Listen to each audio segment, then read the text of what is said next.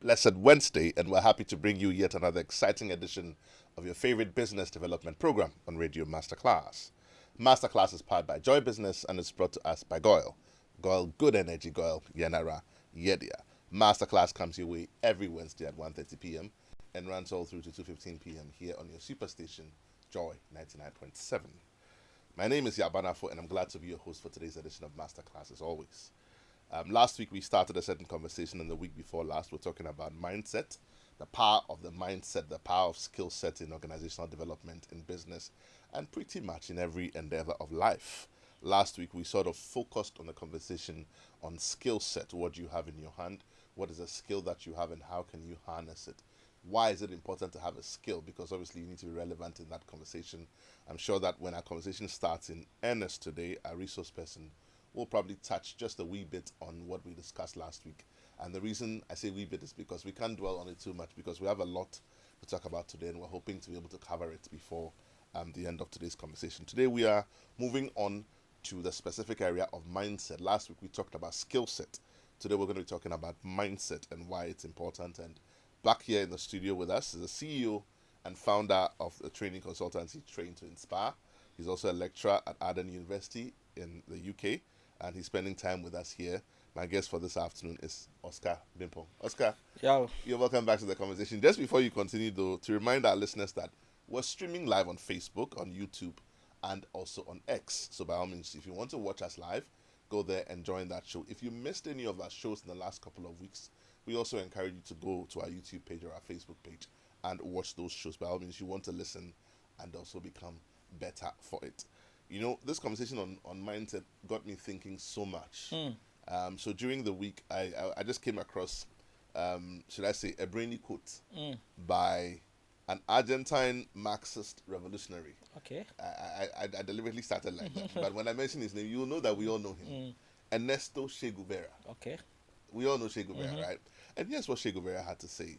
Che Guevara said that the revolution, I use the word revolution because you talk about mindset revolution. Che Guevara says that the revolution is not an apple that falls when it's ripe. You have to make it fall. So he's talking The about revolution is not an apple that falls when it's ripe. You have to make it fall. so I like the question you are going to ask, even though, because it set you thinking, didn't it? yes, exactly. And I think it should set all of us thinking, because the conversation today is on mindset. It's also important to put it into context so you don't misinterpret it. But Che Guevara says that the revolution we all talk about, mindset revolution, change, we all want to see. All of that is not about the apple falling when it's ripe. You have to make the apple fall. So I'll leave that to you. You have given us another book today. This is the third book you've given us here on the show. That's the third book. And who's winning this one today? I know, first caller. Let's always First give- caller. Yes. And if I have a question in the show, the first person to answer the question. Probably. So probably. the title of this one is Mindset Revolution, Re-engineering Your Mind from Prison to Purpose. Yes. Re-engineering your mind from prison to Yes. purpose. I don't know who will win this one, but I hope somebody wins it. Yeah, so based on your quote, Yeah. re-engineering your mind from prison to purpose, that is before you move out of the prison of the mind to purpose. It's a process.